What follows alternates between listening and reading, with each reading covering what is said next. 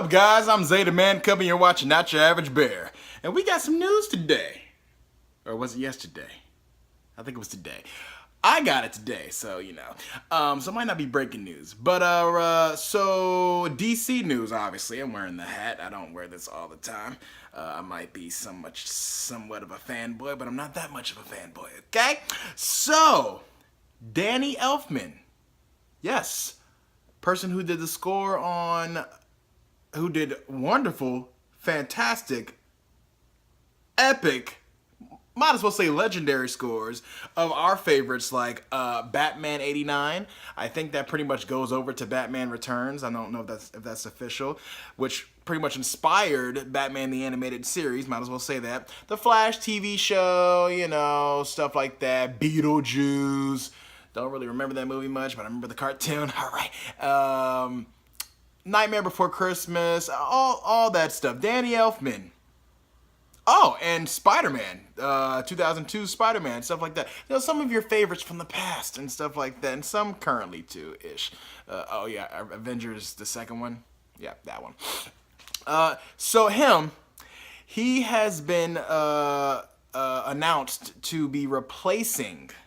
Not doing as in he started out, replacing already established in the DCEU score guy, or people, no guy, Junkie XL, or XL Junkie. One of the two. I think it's Junkie XL. This one did, Junkie XL did the score for Wonder Woman, for the DCEU up till well, Batman v Superman, let's say that. Because Hans Zimmer did Man of Steel, obviously. We know him. He actually, you know, Hans Zimmer, who I really wanted to do all the DCU, kind of like left the building. He said, you know, I've been doing this a lot. It's time for me to move on. He's trying to hold me down. You're trying to hold me down on the superhero market. I'm trying to move on. I may be back later, but I'm not coming back now. Okay, so he left it to XL, you know, Junkie XL. That's a weird name. It sounds like a black magazine, Junkie XL. Hip-hop magazine. It sounds like a hip-hop magazine. I think there's a hip-hop magazine called... Anyway, so, yeah, so, you know, I think XL was the one that gave us the also epic and about to become classic Wonder Woman. You know, and all the other stuff that was nice in BVS. So, he's replacing him. And I believe, I'm not too sure about this, but I believe that was a call on Joss. Which, who knows, it might have been studio as well. He might have called Zach and been like, hey, player, you like this? And Zach probably been like, yeah, cool, whatever, I'm dealing with my stuff. Go ahead and do your thing. If you like it, you like it. I left you in charge for a reason. Do your thing. I don't know who told what. But I'm thinking, I think Joss was the one that said, hey, let's get Danny. So, I don't want to call it fired, but... they let XL Junkie go. And now we have Danny Elfman. And I don't really know how I feel about this. I don't. Because you have two fantastic people from their craft. You know, one has a lot longer history in epic scoring and music and all that stuff, Danny Elfman. And one is right now, currently, I wouldn't say one of the best, but he's up and coming one of the best. I love what he did with BVS. I'm sure everybody loves what he did with Wonder Woman. Hell, that was one of the things that made Wonder Woman's scene or debut in BVS one of the best things for some people in BVS. So, but I don't know how to feel about this because here's the thing. I'm a DCEU lover. I am very much so an admitter of their faults. They don't affect me and make me hate or crucify the universe as much as other people. I am amongst the half of the world that still loves the DCEU, but is still able to call out some faults, but not the nitpick shit that people just want to throw at you and say this whole universe is doomed and stupid and whack, because it's not. It's really not.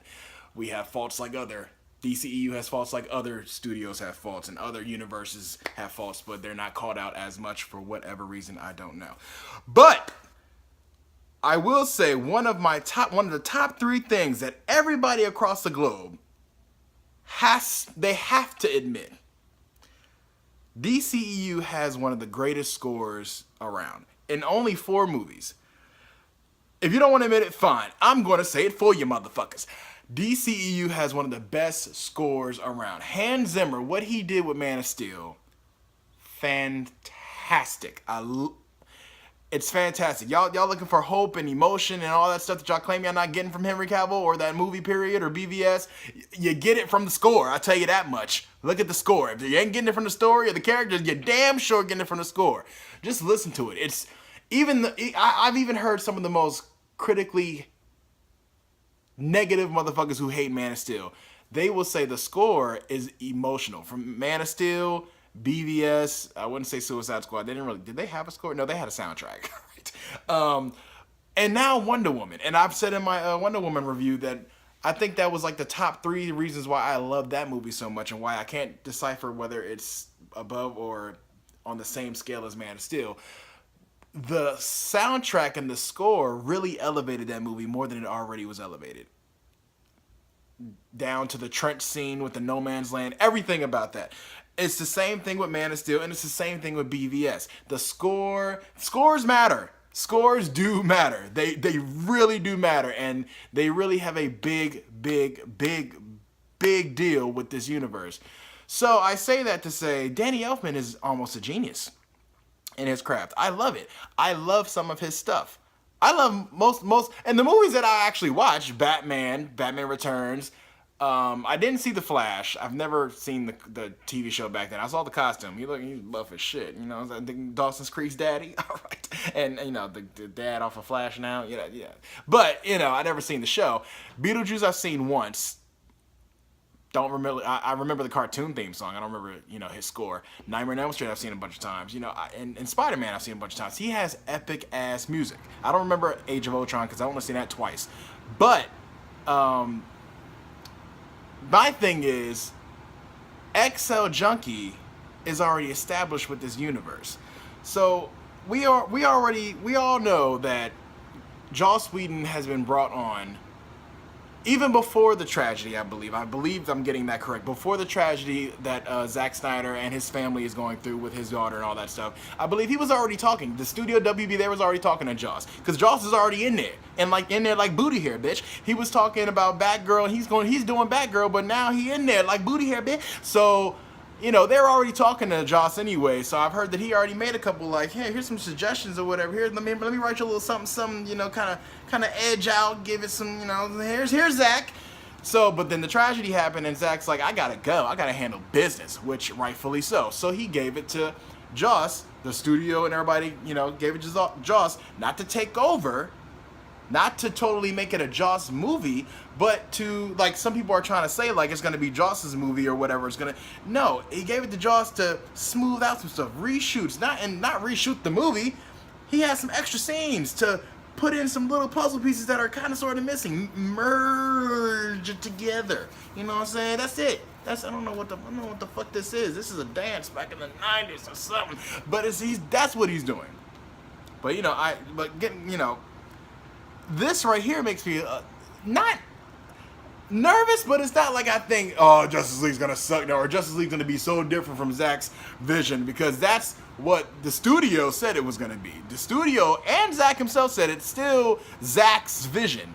It's just he's getting some help with the finishing touches, revisions, if you will, and I'm fine with that. I love that. That help. There's nothing wrong with help. There's nothing wrong with helping your fellow man, but don't take the entire science project, okay? So pretty much Zack did the entire project, the research, he made the board, he bought all them bitches, he made the little trinkets or whatever, and he pretty much brought it to the school.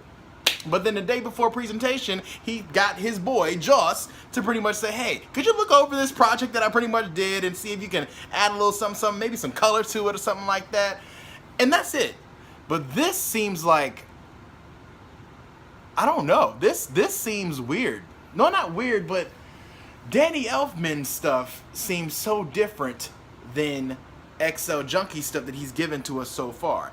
And that's not a bad thing, because Danny Elfman gave us some good shit.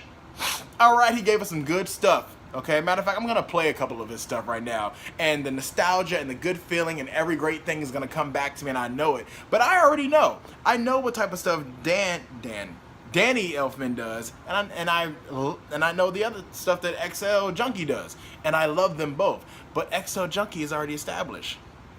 It's already a mood. My point is, XL Junkie, his style of scoring seemed to still fit.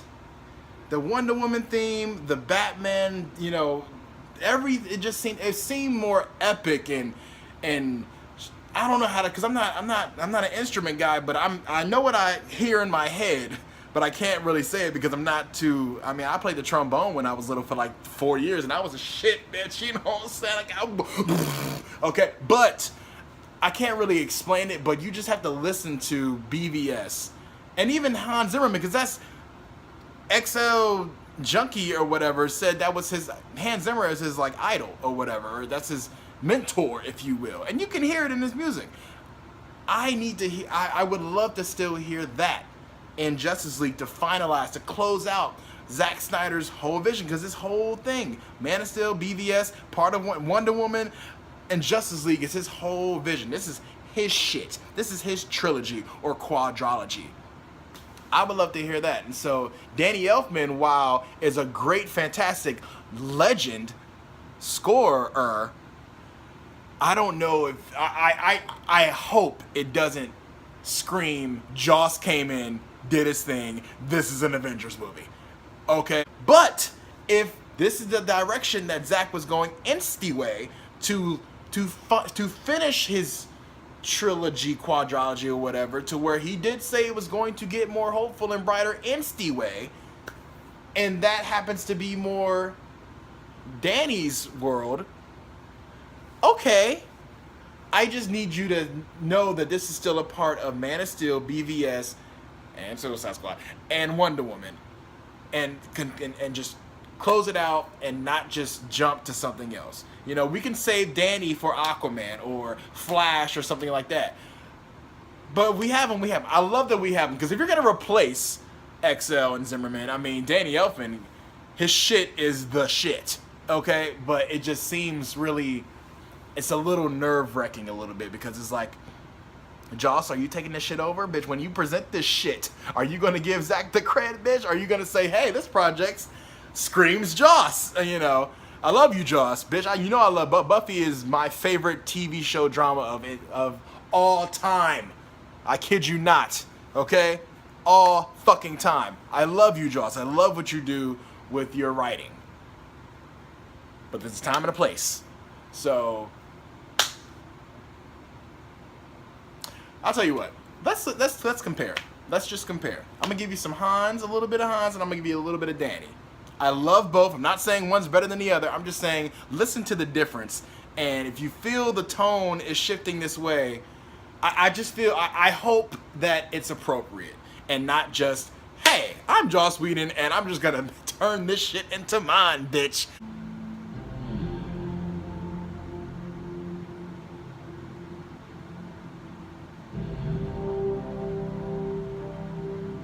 Listen to this shit, man. Listen to this, man. Y'all talk about Superman's not inspiring. Okay, his story's not inspiring yet.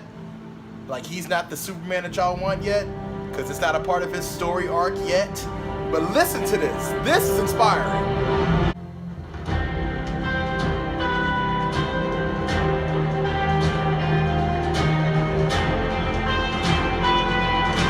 Oh my God. Yes!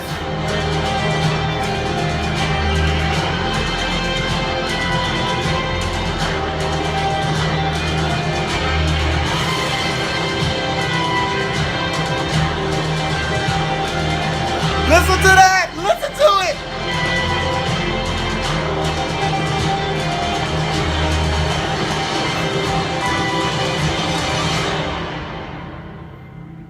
When he flies. When he flies. Come on now. Come on, Jesus.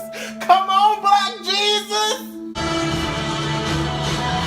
Come on, man. This is some Game of Thrones shit right now. I see Jon Snow. I see Jon Snow charging at that motherfucking bastard right now, because he killed, spoiler alert, because he killed his fucking brother, bitch. This is Justice League's theme. This needs to be Justice League's theme. Listen to this shit, bro. Okay, now obviously I cheated because I was talking about how XL was the one that was replaced. Hans Zimmer or whatever. Hans Zimmer already left. He already said I'm not doing this shit no more. He already said that shit. You know, he been said it. So obviously we weren't gonna get this, but XL Junkie worked with Hans Zimmer. That was his man's. That was his boy. That was his godmother, bitch. Okay, that was his what does he call him? His mentor. Okay, so he obviously has learned under the guidance of Hans Zimmer's left titty. Okay, and he suckled of the milk of the nipple. Okay, so he knows what to do, and that's why we got Wonder Woman. Her theme. Matter of fact.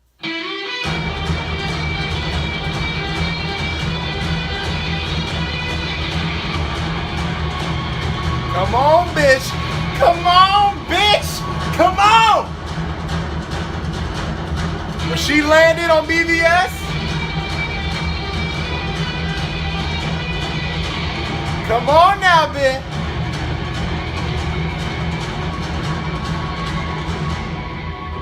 Now this is XL Junkies. This is him and Hans, because he got this shit. This is what I need to hear in Justice League.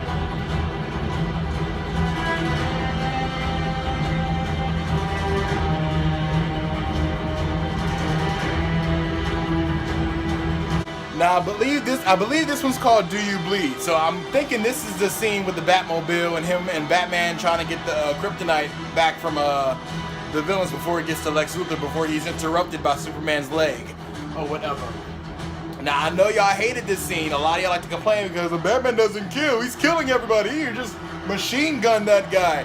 I don't really give two fucks, honestly, because it was still an epic scene that deserves more recognition. That Batmobile is just, shit is ratchet, okay? Ratchet in a good way. That shit kills bitches. You understand that? Now, y'all gonna love that shit when it's killing some parademons, I'll tell you that much. But just listen to it. I'm sorry. I'm talking. Listen to this shit. And my favorite part is going to come at the end. This is why I need Junkie XL to be on Justice League. Where I thought it was more appropriate to have him. Right here.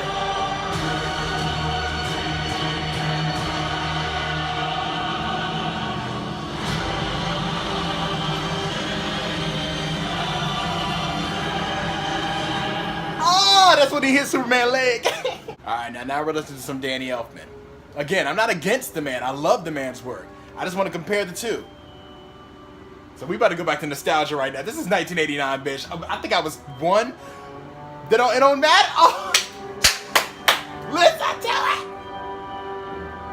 Oh, this and the animated series is what made Batman my all-time favorite comic book character ever.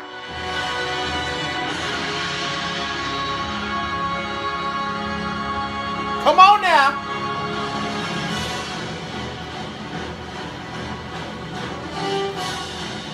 Change the game with this. Comics, tone, everything. Rest in peace, Adam West. We loved you, but we had to have a change. Come on now, Jesus. It was the 80s. Turning into the 90s.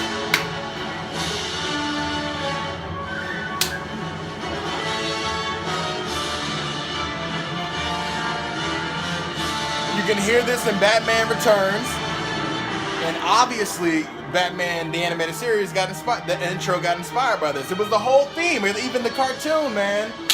Oh my! Batman the animated series, the best superhero animated series ever. I'm saying it right now. I'm sorry. It's a lot of shit comes close, but nothing is better than Batman the animated series, 1992 to 1997, bitch. Alright.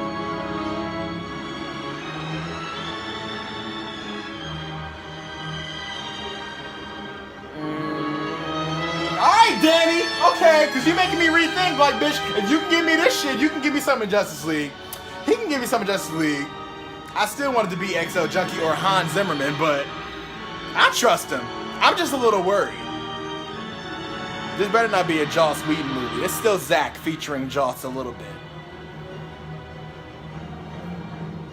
Come on, Black Jesus! Woo! All right, y'all get the point. So I was gonna go through some more Danny Elfman stuff, but y'all get the point. I'm gonna let Spider-Man play in the background or whatever. So, but yeah, that's all I'm saying. So I mean, I'm pretty sure you hear the difference, right? I know y'all hear the difference. There's a clear difference here. I'm not saying one is more DC and one is more Marvel. Please don't mistake that from what I'm saying. But one, if you go by Man of Steel, Batman v Superman, and even Wonder Woman, which has more of an upbeat, you know, cello type of, you know, it still all sounds like it belongs together. So I know. Okay, you too loud, Spider-Man. Turn down.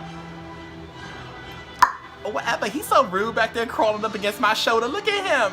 Anyway, so I just don't. It sounds different to me. But if this is the way that the tone is going, if the music, if Danny Elfman is the way that Zack Snyder originally wanted his tone to go already, you know, before BVS's backlash of being too dark, the way that Zack already wanted to go, more heroic or what have you, then fine. I'ma go see it regardless. But the score just means that much to me because Man of Steel score is top notch. Thank you, Hans Zimmer. BVS, Wonder Woman, especially Wonder Woman, top notch. Thank you, XL Junkie. Thank you. Thank you for your work. So Danny, you ain't got shit to prove to me, really, but please, you, Joss, Zack, all Warner Brothers, all y'all.